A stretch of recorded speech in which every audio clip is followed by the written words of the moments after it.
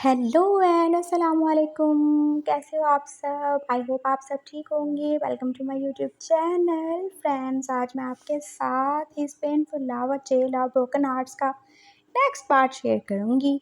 और अगर आपने पहले वाले पार्ट्स नहीं देखे तो पहले वो देख लें। और हाँ, मैं आपको बताती चलूँ कि ये स्टोरी इतनी भी ज़्यादा पेनफुल नहीं है जितना कि आपने इसको सोच और समझ लिया। हाँ, ये पेनफुल है, लेकिन इसका मतलब ये तो नहीं है कि इसमें कोई प्यार या कोई रोमांस की बातें भी नहीं होंगी।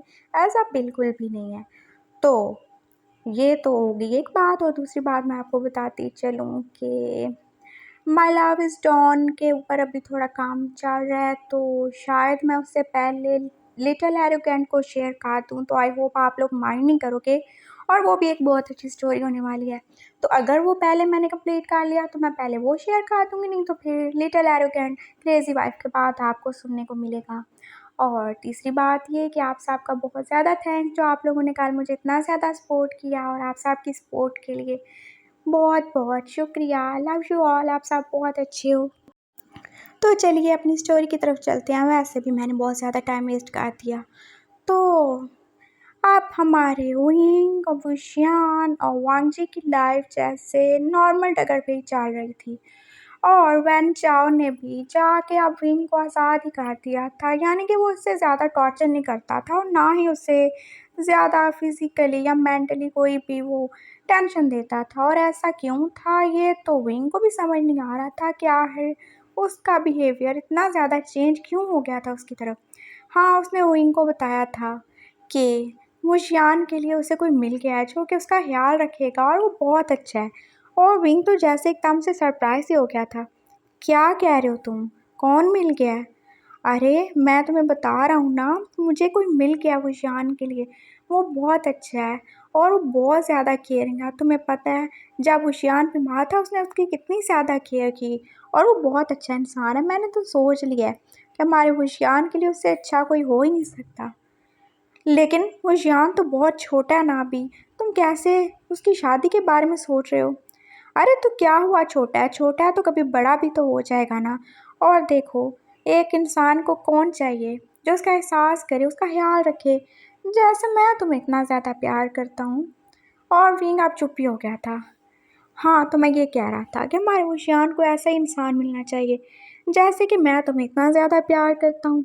तो उसकी लाइफ में ऐसा कोई आ चुका है, और तुम फिक्र ना करो, वो बहुत अच्छा है। और तुम भी जब उससे मिलोगे तो बहुत ज़्यादा ही खुश होगे। और ये बात उसने एक अजीब सी स्माइल करते हुए बोली थी। विंग ने कहा, लेकिन अभी हमारा वुशियान बहुत छोटा है। मैं नहीं चाहता कि उसके ऊपर कोई बर्डन पड़े, और फाइनली हमें उसकी शादी जब करनी होगी हम कर देंगे, लेकिन अभी तो उसका ट्रीटमेंट करवाना ज़रूरी है ना। आई नो, मैं सब जानता हूँ। तुम फिक्र क्यों करते हो? मुझे अपने बेटे से बहुत ज़्यादा प्यार है।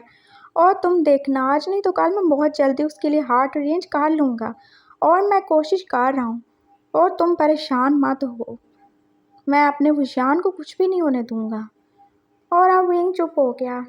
और विंग तो खुद ही ये चाहता था, काश वो अपने बच्चे को अपना दिल दे सकता, लेकिन वो ऐसा कर नहीं सकता, क्योंकि उसे पता था कि अगर उसे कुछ हो गया तो उसके बेटे का कोई ख्याल रखने वाला नहीं होगा। उसका बाप तो बिल्कुल ही लापरवाह है, और वो जान वो भरी दुनिया में अकेला रह जाएगा। और विंग नहीं चाहता था कि जैसी लाइफ उसने गुजारी है माँ बाप के बिना, वैसे उसे बच्चे को जीनी पड़े।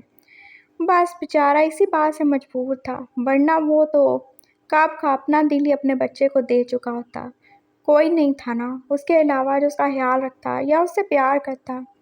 तो बस इसीलिए उसे भी जीना पड़ रहा था। एक अनचाही ज़िंदगी में उसको जीना पड़ रहा था, अपने बच्चे के लिए और अपने बेटे के लिए। बस वो ये ज़िंदगी जीने के लिए तैयार था। वैन चाओ अब भी वैसा ही था। हाँ, लेकिन अब वो विंग को टॉर्चर नहीं करता था। और दूसरी साइड पे हमारा वुशियान तो जैसे अलग ही हवाओं में उड़ रहा था। उस दिन के बाद तो जैसे वांग जी ने कोई भी उससे रोमांटिक बात या कोई भी ऐसा हरकत या काम नहीं किया जिससे उस बेचारे को थोड़ी सी अच्छी फीलिंग आ रही हो। और अब तो वो बहुत ज़्यादा सैड फील कर रहा था। और सारे इतने ज़्यादा खड़ूस क्यों हैं? जब वो अकेले मेरे साथ होते हैं तो कितने अच्छे और कितने रोमांटिक होते हैं, और ऐसे पेशाब के बीच में तो वो बिल्कुल ही मुझे लिफ्ट नहीं करवाते। अब मैं क्या ही करूँ? और अब उसके नन्हे से ज़हन में अजीब अजीब से शैतानी आइडियाज़ आ रहे थे कि यार वो क्या करे जिसकी वजह से उसके साथ फिर से उसके साथ वैसे ही हो जाए। और उसको जब पुरानी याद आती थी तो वो एकदम जैसे स्माइल ही करने लगता था। सर भी ना कितने ज़्यादा नॉटी होते हैं, लेकिन आप तो देखो एकदम सीरियस और नेक शरीफ ही बने फिरते हैं। वो बस वांगजी को देख के सोचता रहता, और वांगजी नोट कर रहा था कि वो जियान का पढ़ाई में बिल्कुल ध्यान नहीं है। उसने उसको बोला, वो जियान तुम क्लास के बाहर आके मुझसे मिलो, मुझे तुमसे बहुत ज़रूरी बात करनी है। Okay sir. और जैसे ही उनकी क्लास ख़त्म हुई और उसका फ्री पीरियड था, वो वांगजी के सामने हाजिर हो गया। ये तुमने क्या हाल बना रखा है अपना, और पढ़ाई की तरफ तुम्हारा ध्यान क्यों नहीं होता? मैं कब से देख रहा हूँ कि तुम बुक्स तो पास खोल के आके बैठे ही रहते हो और कुछ पढ़ते हो नहीं। और ऐसा ही रहा तो तुम एग्जाम्स में फेल हो जाओगे। सर मैं पढ़ता हूँ, लेकिन आपको पता है ना कि मैं तो बीमार रहता हूँ, बस मैं क्या करूँ। और अब उससे कोई बहाना ही नहीं बन रहा था। वो क्या बताता कि वो तो सारा टाइम सर को देखने में बिजी रहता है, तो पढ़ेगा कब। हाँ ठीक है। और अब वांगजी को भी अफसोस हो रहा था। उसने आमी बेचारे बच्चे को डांट दिया, वो तो बीमार है ना, और वो ये बात कैसे भूल गया। हाँ ठीक है, समझ आ गई मुझे, लेकिन मैं ऐसे भी नहीं बर्दाश्त कर सकता कि तुम अपनी पढ़ाई की तरफ तवज्जो ही नहीं दो। और आज के बाद तुम कॉलेज ऑफ होने के बाद हर रोज़ मेरे पास पढ़ा करोगे, समझ गए तुम? लेकिन सर मुझे तो सब आता है। हाँ मुझे पता है सब आता है तुम्हें। ओके सर ठीक है, मैं आ जाऊँगा आपके ऑफिस में। और फिर जब उसे पुरानी बात याद आई तो एकदम से फिर से डर गया, अगर सर ने वही कुछ कर दिया जो पहले दिन किया था तो।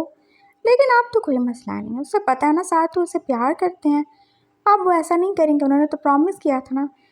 और अब उसने कानों में हैंड फ्री लगा ली और अब वो जाकर सॉन्ग सुनने में बिजी हो गया। ये फ्री पीरियड था इसलिए वो थोड़ा सा एंजॉय तो कर ही सकता था।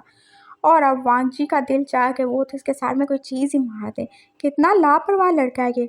उसने फिर से उसको आवाज़ दी, वो जियान अभी मेरी बात ख़त्म ही नहीं हुई, वापस आओ। और वो जियान फिर से उसके पास भाग के आ चुका था, लेकिन हैंड फ्री अभी तक उसके कानों में थी। मैंने कहा इसे निकालो और मेरी बात सुनो। और फिर उसने एक कान से हैंड फ्री निकाला। हाँ सर बोले ना, देखो हुशियान मैं चाहता हूँ तुम्हारा फ्यूचर ब्राइट हो जाए, तुम अच्छे तरीके से पढ़ो।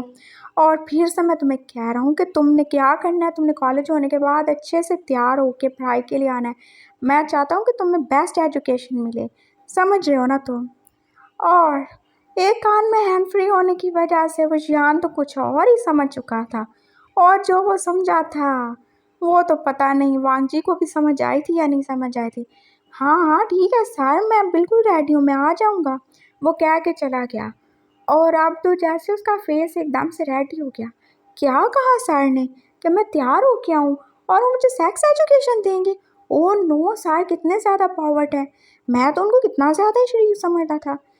चलो अब जाना तो पड़ेगा ना, सर ने बोला। और वैसे भी वो मुझे नहीं सिखाएंगे तो कौन सिखाएगा, वो तो मुझसे इतना ज़्यादा प्यार जो करते हैं। और अब वो शान पागल दिमाग का लड़का एकदम से उल्टी पुल्टी सोचों में गुम था, और उसने तो पूरा दिन ऐसे ही गुजार दिया। और फिर जैसे कॉलेज ऑफ हुआ तो अब वो एकदम से वॉशरूम में आ गया था। सर ने बोला था तैयार हो के आना, लेकिन मैं कहाँ से तैयार हूँ। उसने अपना हुलिया देखा, ये तो क्या अजीब लूल चलूल सा बन के घूम रहा होता था। ये इतने इतने बड़े कोट और सर पे हर वक्त कैप, और ये इतने मोटे मोटे ग्लासेस, वो तो पूरा लंगूर ही लग रहा होता था। ओह नो, ऐसे तो सर बिल्कुल मुझसे इम्प्रेस नहीं होंगे। मुझे तो अपने आप में थोड़ी चेंजेस करनी चाहिए, लेकिन मैं क्या करूँ। और फिर उसने सोचा, हाँ मुझे अपने आप को थोड़ा चेंज करना चाहिए अगर मुझे सर को इम्प्रेस करना है तो। ऐसे तो काम नहीं चलेगा। उसने जल्दी से अपनी कैप उतारी, अपने बालों को सेट किया, और जो ओवरकोट जो इतने मोटे से उसने पहन रखे थे वो भी उतार दिए। और अब ग्लासेस की बारी थी। ओह नो, अगर ग्लासेस उतार देखा तो फिर दिखेगा कैसे, बेचारे की आई साइट जो वीक थी। लेकिन क्या है, अब सर को इम्प्रेस तो करना है ना, वो लेंसेज लगवा लेगा, लेकिन आज के लिए तो बस बिना ग्लासेस के ही चलना पड़ेगा। सो उसने ग्लासेस भी निकाल ली। और अब हाँ चलो, जैसा भी थोड़ा धुंधला ही सही, लेकिन उसे नज़र आ रहा था। लेकिन उससे इतना तो पता चल रहा था कि अब वो काफ़ी हद तक क्यूट लग रहा है। सर ज़रूर मुझे देख के खुश होंगी। और अब वो उसके पास जा चुका था, और वांगजी ने उसे देखा, उसने तो अपनी हालत ही बदल रखी थी। अरे हुशियान, तुम्हें सर्दी नहीं लग रही क्या? तुम्हारा कोट किधर है, तुम्हारी कैप किधर है? तुम्हें ऐसे नहीं घूमना चाहिए, तुम्हें पता है ना तुम्हें सांस का मसला हो जाएगा।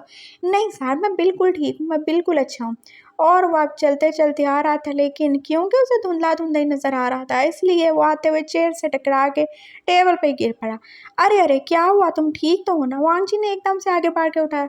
हाँ, मैं ठीक हूँ सर, ठीक हूँ। और तुम्हारे ग्लासेस किधर हैं? सर वो मेरे ग्लासेस, वो तो मैं लगाने में भूल गया। किधर है वो? सर पता नहीं किधर है, मैं तो बस चला ही गया था कहीं, मुझे याद ही नहीं आ रहा। और वांगजी ने कहा, इस बेचारे का तो वैसे ही दिमाग ख़राब हो चुका है, चलो हम पढ़ाई शुरू करते हैं। और अब वांगजी ने उसको साथ वाली चेयर पे बिठा लिया, और वो जियान जैसे ही अजीब अजीब नज़रों से उसकी तरफ देख रहा था और स्माइल कर रहा था। तो क्या हम अपनी पढ़ाई शुरू करें? हाँ सर शुरू करें, लेकिन वो किधर है? कौन? क्या किधर है? सर वो बुक किधर है? कौन सी बुक? बुक तो तुम्हारे पास होगी ना। सर आपने तो बोला था ना कि आप मुझे वो वाली एजुकेशन देने वाले हो। कौन सी एजुकेशन देने वाला हूँ? अरे सर आपने तो बोला था। क्या मैंने बोला था? और अब वो कैसे बताता कि सर ने उसको क्या बोला था? सर वो अब मैं कैसे बोलूँ, आप खुद ही समझ लो ना। क्या समझ लूँ मैं? क्या बोले जा रहे हो तुम उल्टी पुल्टी बातें, मुझे तो कुछ समझ नहीं आ रहा। अच्छा सर मैं बोल नहीं सकता, मैं आपको लिख के ही बता देता हूँ। और फिर उसने कापी पे लिख के दिखा दिया था। व्हाट द हेल, ये क्या बकवास चीज़ लिखी है तुमने? वांगजी का तो जैसे पढ़ कर एकदम से दिमाग ही उठ गया था। सारा आपने यही तो बोला था कि आप मुझे ये वाली एजुकेशन देने वाले हैं। मैंने ये कब बकवास किया था? सारा आपने बोला था मैं तैयार हूँ कि आपके पास आऊँ और आप मुझे ये वाली दोगे एजुकेशन। तो ओ माय गॉड लड़के, तुम क्या चीज़ हो? क्या तुम्हें मैं ऐसा इंसान लगता हूँ जो मैं तुम्हें ये चीज़ें पढ़ाऊँगा? मैं क्या करूँ तुम्हारा? Sir I am sorry. हाँ अब आई एम सॉरी बोलने की कोई ज़रूरत नहीं है। अगर ये अपने कानों में हैंड फ्री ना घुसाए होते ना, तो फिर इंसानों की तरह तुम्हें साफ सुनाई भी देता और दिखाई भी देता। चलो निकालो अपनी बुक्स और पढ़ाई शुरू करो। और अब उसने बुक्स निकाल ही नहीं थी, लेकिन उस बेचारे को तो सही से कुछ नज़र ही नहीं आ रहा था। और अब वांगजी ने उससे बोला कि वो ऐसे याद करे, लेकिन क्या याद करे, उसे तो कुछ नज़र ही नहीं आ रहा था। और वो बहुत करीब से ऐसे बुक करके आंखें फाड़ फाड़ के देखे ही जा रहा था। क्या हुआ? सर मुझे तो कुछ नज़र ही नहीं आ रहा। ओह, तो तुम्हें किसने कहा था अपनी ग्लासेस भूल जाने को? सर मैं जानबूझ के नहीं भूला, मुझे नहीं पता कहाँ गई हैं वो। और अब वांगजी ने कहा चलो मैं तुम्हें पढ़ाता हूँ। और फिर वांगजी उसके पास ही बैठ गया और वो अब उसे रीड करके सुना रहा था। चलो मैं तो रीड करता हूँ, तुम सुनते जाओ। और वो तो वांगजी को अपने इतने ज़्यादा करीब देख के बहुत ही ज़्यादा खुश हो गया था। और फिर उसने कहा सर मुझे असाइनमेंट भी बनानी है। हाँ तो ठीक है बना लो, लेकिन सर मुझे तो नज़र नहीं आ रहा, मैं कैसे बनाऊँगा? तो अब मैं क्या तुम्हें वो भी बना के दूँ? तो सर और कौन बना के देगा? आपने तो बोला था ना आपने मुझे हेल्प करना है और आपने मुझे पढ़ाना है, तो मैं फिर और किसके पास जाऊँ? ओके फ़ाइन, बना देते हैं। और जल्दी से अब उसने नोटबुक निकाली, लेकिन वही मसला नज़र जो नहीं आ रहा।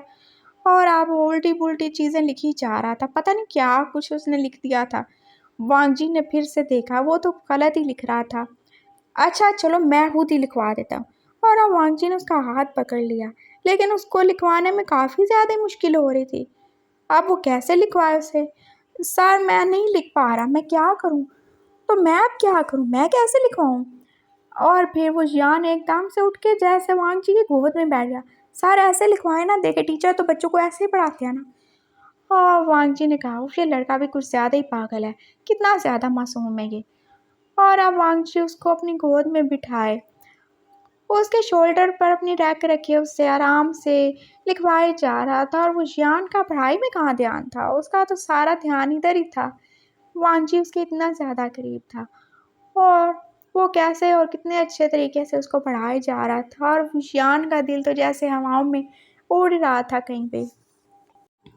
उन दोनों के फेस बहुत ज़्यादा क्लोज थे, और वो जियान अच्छे तरीके से स्मेल कर सकता था उसकी अल्फ़ा सेंट को। और वही हाल वांगजी का था, और लेकिन वो तो उससे इग्नोर कर रहा था ना, क्योंकि वो तो उसके लिए एक छोटा सा बच्चा और एक स्टूडेंट के अलावा कुछ भी नहीं है। लेकिन वो जियान बेचारा क्या करे, और उसका बहुत ज़्यादा ही दिल चाह रहा था अपने सर को एक बार फिर से किस करने को, और वो बार बार उसके पिंक लिप्स देख रहा था। ओह नो, सर कितने ज़्यादा ही क्यूट हैं। और अब वो जानबूझ के ये ऐसे पाउटी लिप्स बनाए जा रहा था। वांगजी ने फिर उसे डांटा, ये क्या तुम बतख जैसा मुंह बना रहे हो?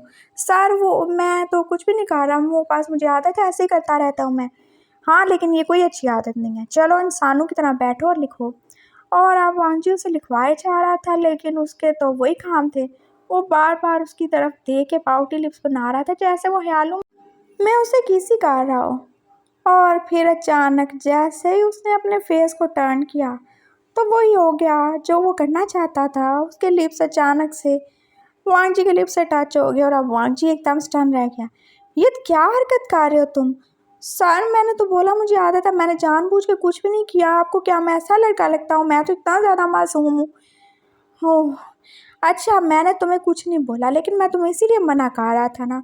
क्या ऐसे बताए जैसे मुंह मत बनाए। सर, ये बताए जैसे मुंह नहीं है, इनको पाउटी लिप्स कहते हैं। अच्छा, कहते होंगे, मुझे नहीं पता। और अब फाइनली उसकी पढ़ाई कंप्लीट हो चुकी थी और उसने असाइनमेंट भी कंप्लीट कर ली थी। Sir, thank you. अब मैं जाऊँ क्या?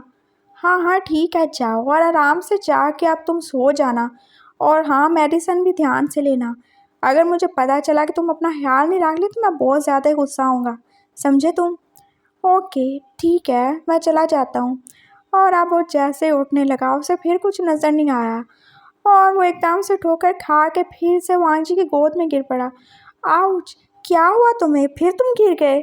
सर, मुझे नज़र नहीं आ रहा, मैं क्या करूँ? और आप तो देखिए मेरे पाँव पे कितनी ज़्यादा चोट लग गई है, मुझसे तो चला ही नहीं जा रहा। और वो एकदम से अब ड्रामेबाज ओशियान बन चुका था। ओशियान तो इतना ज़्यादा इनोसेंट था, लेकिन प्यार ने तो उसे एकदम से जैसे एक्टर ही बना दिया। और वांगजी अब उसकी तरफ देख के सोच रहा था, अब मैं क्या करूँ इसका? ये तो चल भी नहीं पाएगा। सर, प्लीज़, मेरे पाँव में बहुत ज़्यादा दर्द हो रहा है, मुझे लगता है मेरा पाँव मुड़ गया। मैं क्या करूँ? अब मैं कैसे जाऊँगा? वो एकदम से रोना शुरू हो गया और अभी तक वो वांगजी की गोद में ही था। अच्छा, तुम फिक्र नहीं करो, मैं हूँ ना, मैं तुम्हें छोड़ आता हूँ तुम्हारे रूम में। और फिर वांगजी ने उसको उठा लिया बिल्कुल ब्राइडल स्टाइल में, और वो तो कितना ही ज़्यादा खुश हो रहा था। सो फाइनली वो अपने प्लान में कामयाब हो चुका था, अपने सर को अपने करीब करने में। और वो बस स्माइल कर रहा था और उसने अपने दोनों बाजू जैसे उसके गले में डाल रखे थे और वो उसके सीने से अपना सर टिकाए जैसे उसकी खुशबू को महसूस कर रहा था। उसने अपनी आंखें बंद कर ली और वो सोच रहा था, जब की सीधी उंगली से नहीं निकलेगा तो फिर क्या करेंगे? उंगली टेढ़ी करनी पड़ेगी ना। और वांगजी बेचारा तो उसको एक नन्हा सा मासूम सा बच्चा समझ के उसकी हेल्प ही कर रहा था। और उसने उसका बैग भी अपने शोल्डर पे लटका लिया था और उसको उठा के अब वो उसके रूम में हॉस्टल में छोड़ने जा रहा था। और वो शियान तो बहुत ज़्यादा ही खुश था, और आखिर क्यों ना हो, उसने जो चाहा था वो पा जो लिया था। और अब उसने पूरा पक्का इरादा कर लिया था कि सर चाहे जितने ज़्यादा स्ट्रिक्ट बने या जितने ज़्यादा इंट्रोवर्ट बने, लेकिन वो कुछ ना कुछ ऐसा ज़रूर करता रहेगा कि सर को उसके करीब आना ही पड़ेगा। और हाँ, वो फिर सर को टच भी करता रहेगा और किस भी करता रहेगा। उसके तो जैसे मज़े ही होने वाले थे। बेचारा वो जियान कितना ज़्यादा मासूम था और क्या बन गया। और दूसरी तरफ हमारा बेचारा वांगजी, जो उसको इतना ज़्यादा मासूम समझ के अनजाने में उसकी हेल्प किए जा रहा था, लेकिन उसको क्या पता था कि ये मासूम सा इंसान अंदर से अब कितना छोटा सा शैतान ही बन चुका है। और खैर, ये तो हमें आगे जाके पता चलेगा कि ये छोटू शैतान कैसे पॉन्जी को हैरान और परेशान करने वाला है। इसके लिए आपको नेक्स्ट पार्ट का वेट करना पड़ेगा। तो मिलते हैं नेक्स्ट पार्ट में। और जिन लोगों को ये स्टोरी पसंद आए तो प्लीज़ लाइक और कमेंट कर देना, और हाँ, जिनको नहीं पसंद है तो नहीं देखना, मैं क्या ही कर सकती हूँ आप लोगों का। तो मिलते हैं फिर नेक्स्ट पार्ट में, अपना ख्याल रखिएगा। और एक बार फिर से आप लोगों के लव और सपोर्ट के लिए थैंक यू। मिलते हैं नेक्स्ट पार्ट में। अल्लाह हाफिज़।